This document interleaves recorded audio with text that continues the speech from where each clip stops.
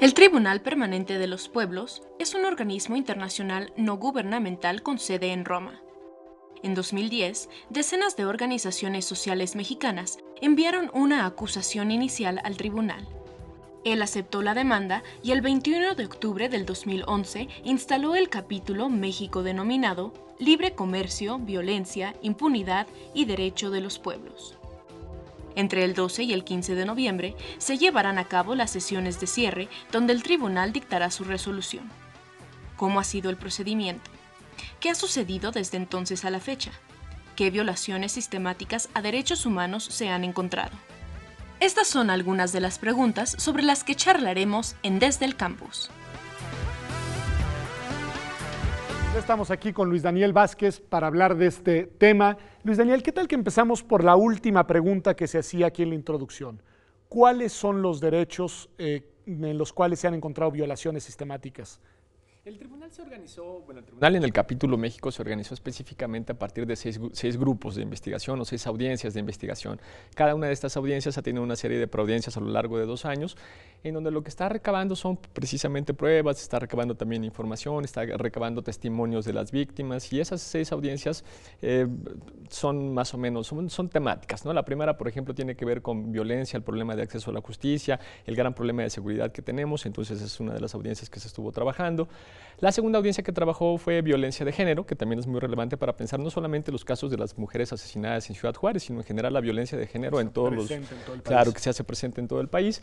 Una muy importante tuvo que ver con migración y desplazamiento forzado, ¿no? Para pensar las dos cosas, para pensar tanto los migrantes centroamericanos, que las cifras que tenemos a partir justamente de las audiencias que se dieron son que alrededor de 70,000 migrantes desaparecidos a lo largo del 2006 a la fecha, más o menos, pero también los desplazamientos forzados que empezamos a tener al interior de México, ¿no?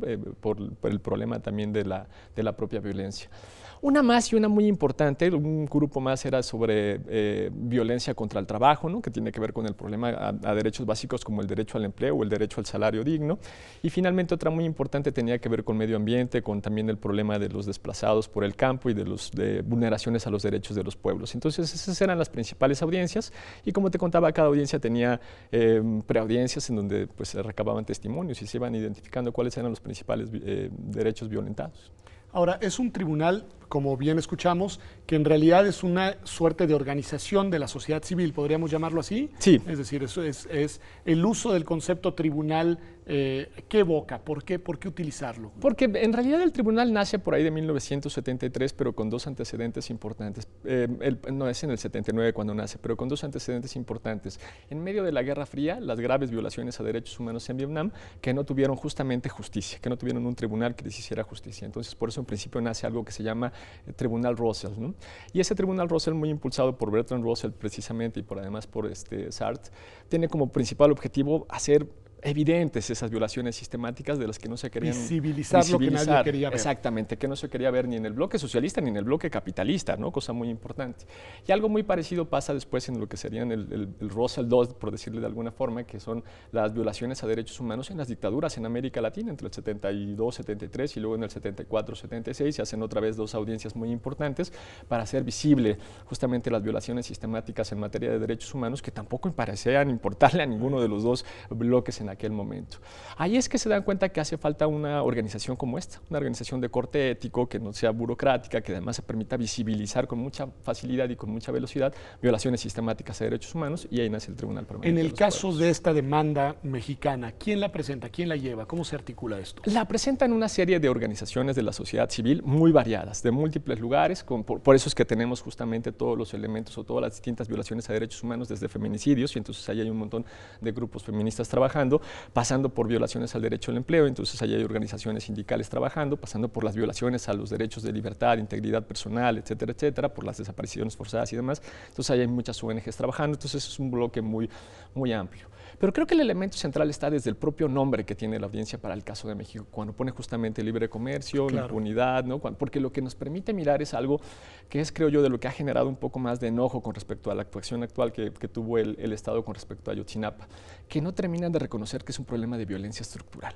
y que es un problema de violencia estructural que vulnera no únicamente, bajo esta lógica de violencia, a los derechos civiles que nosotros tenemos, como la libertad, de la integridad personal, el derecho a la vida, con cosas como las desapariciones, sino también nuestros derechos económicos y sociales a través de pues, los 80 millones de mexicanos que viven que hay una base económica detrás de lo que está pasando. Y que los dos elementos se constituyen justamente como esto, como procesos de violencia estructural, que es necesario reconocer como tal, porque si no hacemos un buen diagnóstico, no vamos a tener una buena solución para esos problemas. Ahora bien, viene, digamos, un informe, me imagino, no sé si lo denominarán sentencia, cómo lo denominarán al caso mexicano. ¿Qué sigue? ¿Qué pasa entonces?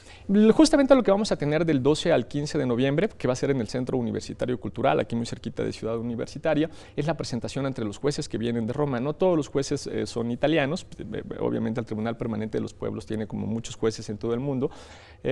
Algunos de los que fueron nombrados es Nello Rossi, por ejemplo, que es el vicepresidente del Tribunal Permanente de los Pueblos. Viene también de Alemania Edma Albater, que es un filósofo político muy reconocido. Viene Carlos Beristain, que es un español también que trabaja mucho psicología relacionada con las víctimas. Viene, bueno, Alda, nada más y nada menos que Alda Facio, ¿no? Que no necesita demasiada presentación de quién es Alda Facio. En fin, vienen unas 14 jueces, ninguno de ellos mexicanos, todos internacionalmente reconocidos por cosas que tienen que ver con o filosofía política o derechos humanos.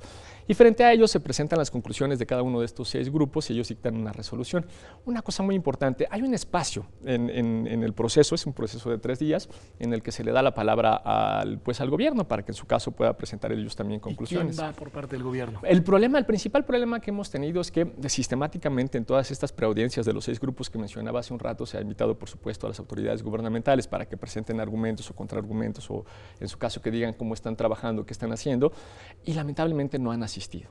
Y creemos que tampoco asistirán a esta audiencia final. O sea, es previsible que en la audiencia aquí en México no haya presencia del gobierno de México. Y bueno, y los efectos, ya sé, me imagino que son más políticos, simbólicos, pero quisiera escucharte en el minuto y medio que nos queda, ¿cuáles son los efectos previsibles de la resolución que emite este tribunal? Yo ahora creo que ya hay 2 efectos independientemente de la resolución. Mira, el primero, porque a mí me tocó ser juez del caso de derechos a los pueblos, es que identificamos violaciones justamente sistemáticas a derechos humanos. No importaba la construcción de la presa fuera en el norte, en el centro o en el sur, las violaciones a derechos humanos eran exactamente las mismas, ¿no? Entonces identificamos patrones y eso yo creo que es un buen punto de partida. Y el segundo punto de partida muy importante o el segundo efecto relevante es que pusimos en comunicación justamente a las organizaciones que defienden esos derechos en el norte, en el centro y en el sur de México. Y entonces ya tienen puntos de partida, puntos de encuentro, puntos de contacto. Se amplió la red de organizaciones que están vinculadas con esto. ¿Y esto que pasó para los derechos específicamente pueblos pasa también para las otras agendas? Sí, pasó en general en todas las agendas porque lo que estábamos haciendo en cada uno, o lo que se hizo más bien en cada una de las preaudiencias, fue un análisis de cómo se encontraba la situación a nivel nacional. Ahí, pues el dato interesante, no sé si estás de acuerdo, Luis Daniel, es que más allá de la importancia simbólica que tiene, pues es una manera de construir ciudadanía, desafortunadamente por el lado de las violaciones de los derechos humanos, pero venturosamente como una red de contención hacia lo que pueda pasar hacia adelante. Y es un buen momento para darnos esos 3 días para reflexionar un poco con respecto a lo que está pasando en los últimos meses, porque como te decía, es un proceso de largo plazo, llevamos más de 2 años en esto, pero sirve para sentarnos a pensar más allá de Ayotzinapa, en dónde estamos estructuralmente. Pues con esto nos quedamos y hay que estar muy pendientes, Luis Daniel, gracias por estar aquí en tu espacio Desde el Campus. Hay que seguir las conclusiones, hay que seguir el proceso y hay que pensar porque esto que nos está pasando a todos, no solamente unos cuantos. Esto ha sido nuestra sección Desde el Campus. Vamos a un corte y volvemos ya aquí en Observatorio a nuestra sesión de conclusiones.